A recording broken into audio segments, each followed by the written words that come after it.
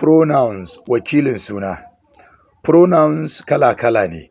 Akwai demonstrative pronouns, wakilin suna mai nuni. This, wannan, this, duk sai an ɗan gatsa tsinar shi kafin a furta su.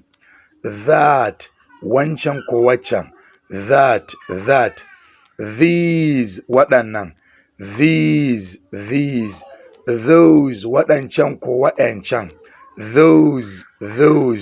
Interrogative pronouns, wakilin suna mai nuna tambaya.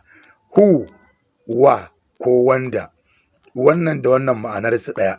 Akwai inda na bambanta a duba bidiyo inda na yi bayani akan who da whom. Who, wa ko wanda. Who, wa ko wanda. Wannan whom, wannan who. Which, wanne. Which, wanne. What, me. What, me ko kuma menene. Reflexive pronouns, wakilin suna mai nuna jirwaye. Myself, da kaina. Myself. Yourself, da kanka ko da kanki. Yourself. Himself, da kansa. Himself.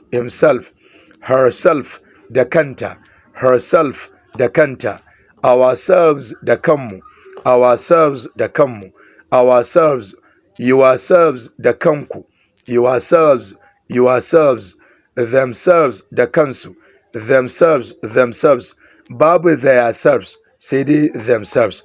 Duk wanda ya kare da self wato f to singular ne tuleno guda ɗaya, kamar myself, da kaina wato ni kadai. Wanda ya kare da ves wato selves plural ne, jam'i ne, misali ourselves, da kanmu. This effort is brought to you by Phenomenal Success Academy, +2348182669099. Love you, bye for now.